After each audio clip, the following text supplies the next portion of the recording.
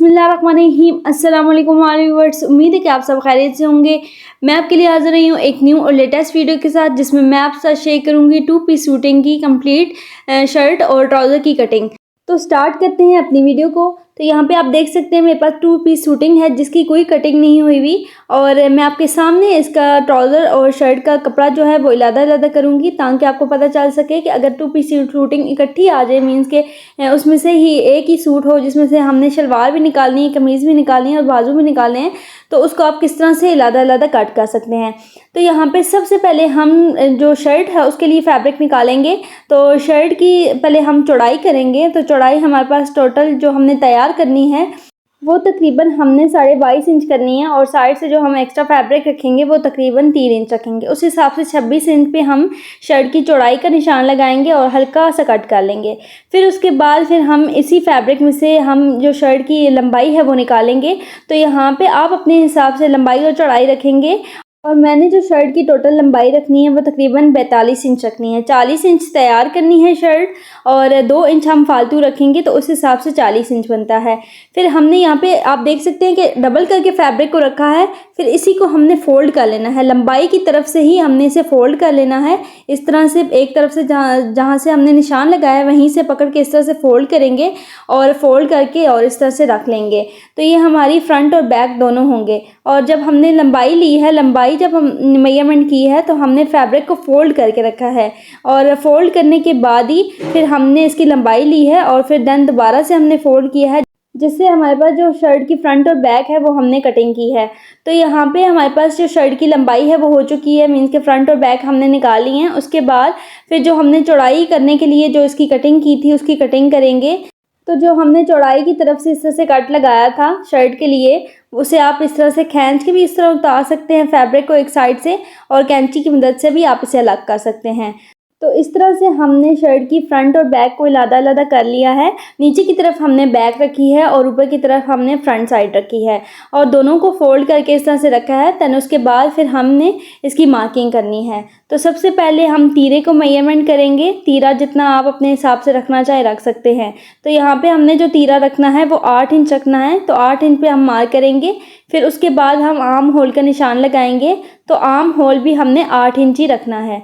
तो arm hole के लिए भी हम इस तरह से लंबी सी लाइन ड्रॉ कर लेंगे 8 इंच की, और देन आगे का भी तकरीबन 3 से 4 इंच का निशान लगा लेंगे। और जो आगे का निशान होता है वो हम अंदाजे के मुताबिक ही रखते हैं, मीन्स के उसे कोई मेजरमेंट करके नहीं रखते कि इतना लगाना है या इतना।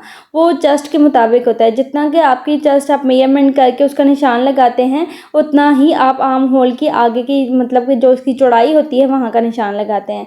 तो यहाँ पे हमने जो चेस्ट की मार्किंग की है वो तकरीबन हमने 11 इंच पे निशान लगाया है, और उसके बाद चाक को मेजरमेंट करना है और चाक का निशान लगाना है। तो चाक के लिए हमने 14 इंच पे निशान लगाया है। 14 इंच का हाफ 7 इंच होता है। 7 इंच पे इसकी कमर का निशान आएगा। ये कमर का निशान नहीं होता, जस्ट ये होता है कि शर्ट के हिसाब से जो कमर बनती है उसके लिए हम चाक को हाफ करके उसका निशान लगाते हैं। उसके बाद हम कमर का निशान लगाएंगे। तो कमर का हमने 10 इंच पे मार्किंग की है, और फिर हमने ऊपर से जो चेस्ट का निशान लगाया है और जो कमर का है उन दोनों को आपस में इस तरह से ज्वाइंट कर लेंगे। उसके बाद जो हमने चौक के लिए 14 इंच पर निशान लगाया था वहीं उसके साथ ही हम हिप्स का निशान लगाएंगे। तो हिप्स का हमने तकरीबन 11.25 इंच रखी है। तो 11.25 इंच पे हम हिप्स का निशान लगा के फिर जो हमने कमर का निशान लगाया है और जो हिप्स का उन दोनों को इस तरह से आपस में ज्वाइंट कर लेंगे। और नीचे से जो शर्ट की चौड़ाई बन रही है वो हमने तकरीबन जितनी की हमारी शर्ट तैयार हो रही थी इतनी रख के, और 1.5 इंच दोनों तरफ से हमने एक्स्ट्रा रखा था। उसके बाद ऊपर से जो आर्म होल की गोलाई है वो हम करेंगे, और आर्म होल की गोलाई करने के बाद फिर साइड से जो हमने एक्स्ट्रा मार्जिन छोड़ना है वो तकरीबन 1.5 इंच छोड़ेंगे। तो 1.5 इंच पे हम इस तरह से मार्क कर लेंगे, और मार्क करने के बाद फिर हम इन्हें आपस में इस तरह से ज्वाइंट कर लेंगे। शर्ट की कटिंग करने से पहले आपने एक चीज़ लाजमी अपने माइंड में रखनी है कि जब भी आप शर्ट की कटिंग करें तो उसे नीचे से इक्वल रखें। नीचे से आपने फैब्रिक को इक्वल रखना है, और जो आगे पीछे मीन्स के फैब्रिक होता है ताकि वो ऊपर की तरफ कटिंग में निकल जाए। नीचे की तरफ से तो कटिंग में नहीं निकल सकता, लेकिन ऊपर की तरफ से निकल सकता है। और स्पेशली जब आपके मतलब कि शर्ट बॉर्डर वाली हो तो उसे आपने लाजमी नीचे से इक्वल रखना है, और जो आगे पीछे फैब्रिक हो वो आपने ऊपर की तरफ निकालना है। तो ऊपर की तरफ आप रखेंगे तो वो कटिंग में आ जाएगा। उसके बाद यहाँ पे हमारे साइड का मार्जिन भी आप देख सकते हैं, वो हमने रखा है तकरीबन 1.5 इंच। फिर उसके बाद ऊपर का जो तीरा है उसे मार्क करेंगे। तो 1 इंच पे इस तरह से निशान लगाना है और चाहें तो इंचेस टेप की मदद से इस तरह से तिरछा निशान लगा लें या हाथ की मदद से अगर आप सही से लगा सकते हैं तो इस तरह से तिरछा मार्क कर लें। तो हमारी शर्ट की जो मार्किंग है वो कंप्लीट हो चुकी है। फिर उसके बाद जो हमने कटिंग के लिए मार्किंग की थी वहीं से हम इसे कट कर लेंगे। तो हमारी जो शर्ट की कटिंग है वो कंप्लीट हो जाएगी। तो शर्ट की कटिंग करना कोई मुश्किल काम नहीं है, हम बहुत ही ईजी तरीके से आप देख सकते हैं कि इसकी इस तरह से मार्किंग करके आप कटिंग कर सकते हैं।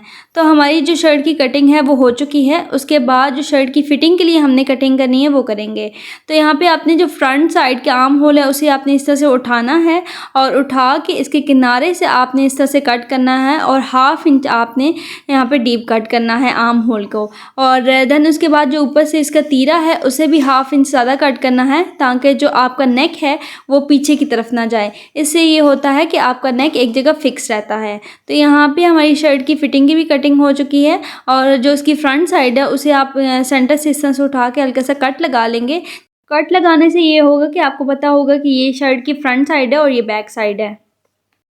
उसके बाद जो हमने शर्ट की साइड से जो फैब्रिक उतारा था उससे स्लीव्स बनेंगे, क्योंकि 2 पीस सूटिंग में यही होता है कि स्लीव्स एक साइड से बनते हैं। तो जो हमने एक साइड से फैब्रिक उतारा था शर्ट की एक साइड से उसे हम लेंगे और इस तरह से पहले फोल्ड करेंगे और फिर डबल फोल्ड करेंगे और डबल फोल्ड करने के बाद फिर हम इसकी कटिंग करेंगे और कटिंग करने के बाद फिर फैब्रिक को सही करके रखेंगे। मींस कि जो इसकी अंदर की डिज़ाइनिंग है उसे हम एक तरफ करेंगे। अगर आप इस तरह से डबल फोल्ड करके ही आप इसे इसकी मार्किंग करके इसे कटिंग करेंगे तो जो शर्ट के अंदर डिज़ाइनिंग है वो आगे पीछे हो जाएगी। तो ये आपने लाजमी करना है कि पहले इसकी कटिंग करनी है और कटिंग करने के बाद फिर आपने अंदर के जो इसके फूल मतलब कि डिज़ाइनिंग हुई हुई है उनको देख के और फिर एक तरतीब से रखने हैं स्लीव्स को। देन उसके बाद फिर आपने इसकी कटिंग करनी है।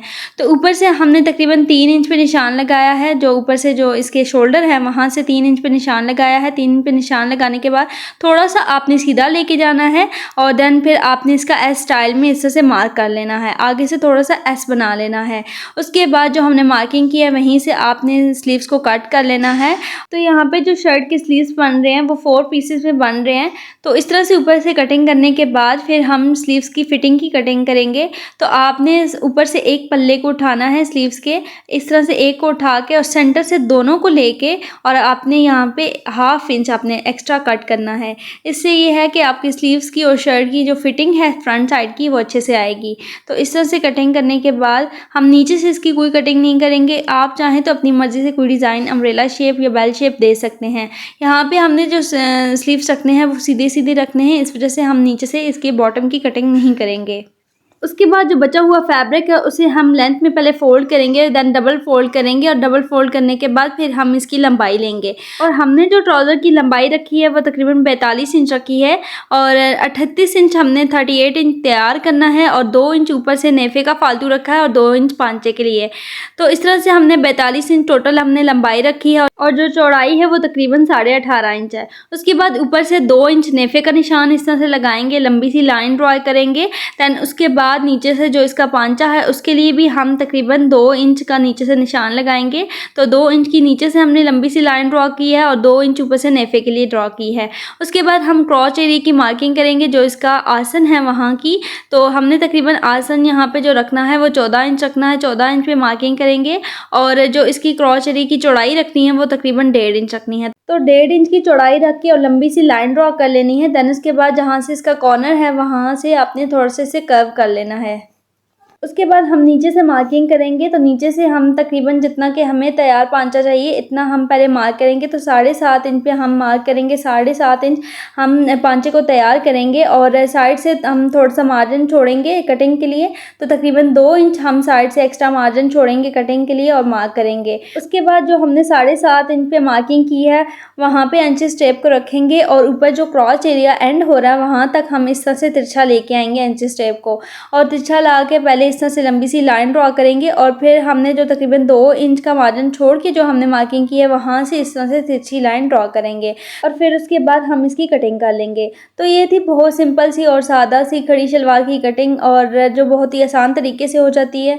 ये वीडियो स्पेशली बिगनर्स के लिए है कि जब वो 2 पीस सूटिंग लेते हैं तो उन्हें समझ नहीं आता कि पहले हम शर्ट का कपड़ा निकालें या ट्राउज़र का या इसके बाजू इलादा करें या इसकी लंबाई और चौड़ाई को हम कैसे मेजरमेंट करें आज की इस वीडियो में मैंने कपड़ों की कटिंग के मुतालिक हर चीज़ को बहुत बारीकी से क्लियर किया है कि किस तरह से इस तरह के फैब्रिक को आप इसमें से शर्ट किस तरह से लादा कर सकते हैं, बाजू की कटिंग किस तरह से कर सकते हैं और ट्राउज़र का कपड़ा किस तरह से निकाल सकते हैं। मैं उम्मीद करती हूँ कि मेरी आज की इस वीडियो में आपको हर चीज़ बहुत अच्छे से क्लियर होगी। स्पेशली बिगनर्स के लिए है कि जब आप आज की मेरी वीडियो देखेंगे तो मुझे अपना फीडबैक लाजमी दीजिएगा।